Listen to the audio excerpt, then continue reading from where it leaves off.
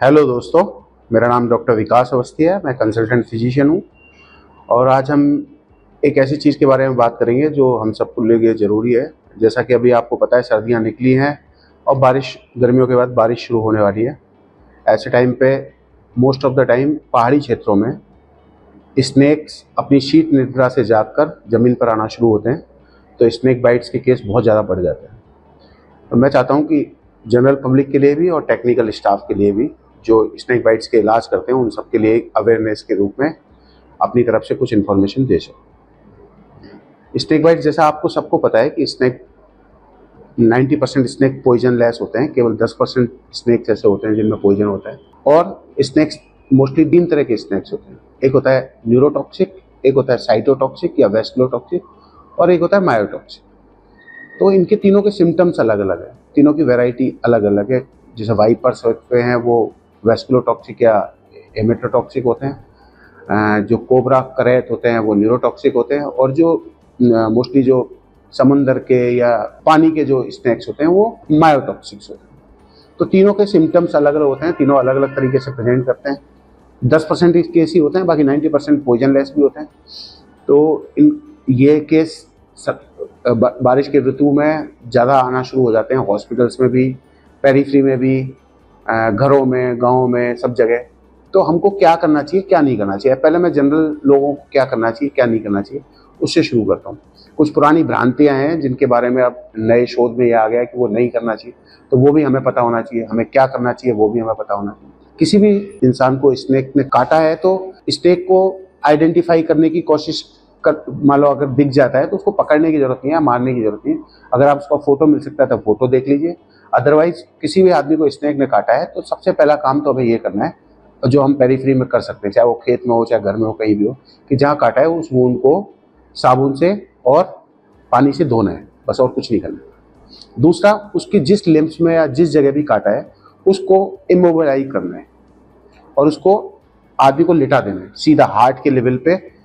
ये हार्ट होता है तो जब लिटाते टाइम उसका हाथ या पैर उस लेवल पे होना चाहिए, ना वो नीचे होना चाहिए ना ऊपर होना चाहिए। एक उसकी मूवमेंट नहीं करनी, और उसको हमको ट्रांसपोर्ट करना है जितना जल्दी हो सके अपने निकटतम चिकित्सा केंद्र पर, बिना हिलाए डुलाए। ना हमको उस घाव को काटना है, ना उस लिम्ब को बांधना है कस के। ये सबसे इंपॉर्टेंट चीज़ है, क्योंकि ये करके हम ज़्यादा नुकसान कर देंगे। न उस घाव को काटना है, न उसका जहर सौंकना है। पहले के ज़माने में पाइप से जहर को सौंका जाता था। अभी भी कुछ क्वैक लोग ये लोग करते हैं, या काट के उस जगह का ब्लड निकालने की कोशिश करते हैं, या बांध के उसका ब्लड सप्लाई रोकने की कोशिश करते हैं। ये बिल्कुल गलत प्रैक्टिस है, ये नहीं करना है। इससे ज़्यादा नुकसान होगा, मरीज के मरने की संभावना बल्कि बढ़ जाएगी। मरीज के पैर को काटने की, गैंग्रीन होने की समस्या बढ़ जाएगी। ये काम, एक तो ये काम नहीं करना है। दूसरा, उसको चलाना फिराना नहीं है। मरीज को इमोबिलाइज करके उसके कटे जिस जगह पे काटा है उसको हार्ट के लेवल पे रख के हमको बस केवल उस घाव को धो देना है साबुन से।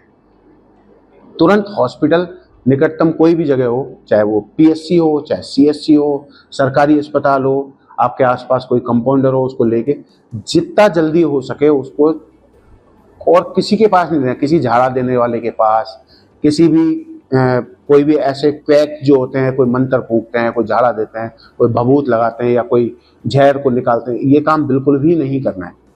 सांप के काटने को अगर आपने टाइम पे अगर उसको अस्पताल में पहुंचा दिया तो पहली बात तो डॉक्टर वहां जाके डायग्नोस कर लेगा कि 90% ये पॉइजनस है कि नहीं, नॉन पॉइजनस।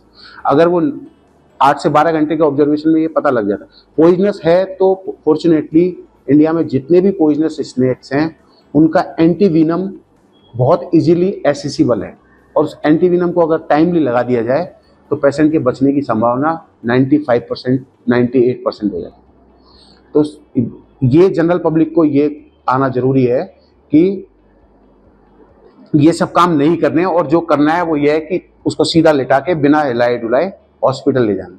इतना करके आप अपने कर्तव्यों की इतिश्री कर लेंगे और हॉस्पिटल ले जाएंगे तो आपका मरीज की बचने की संभावना 90 से 95% हो जाएगी। हो सकता है 90% तो वो नॉन पॉइजनस नहीं काटा हो तो कोई दिक्कत ही नहीं, 10% पॉइजनस भी हो तो उसमें भी अगर हॉस्पिटल पहुंच गए और एंटी स्नेक विनम लग गया तो पेशेंट के बचने की संभावना 98% हो जाती है। मेरे हिसाब से ये वीडियो आप सब लोगों के लिए बहुत हेल्पफुल रहा होगा। और भी कोई क्वेरी हो तो आप मेरे से कभी भी संपर्क कर सकते हैं। मेरा नाम डॉक्टर विकास अवस्थी है। बहुत बहुत धन्यवाद। स्नेक बाइट्स के पेशेंट्स को बिल्कुल भी इसको कोई टैबू अपने अंदर ना रखें कि कोई भगवान बचा लेगा या कोई झाड़े से बच जाएंगे या कोई और है ना। अगर हम उनको टाइमली अच्छे से primary health care, secondary health care या बड़े सेंटर्स पे पहुंचा देंगे तो बचने की संभावना बहुत ज़्यादा बढ़ जाती है। Thank you very much.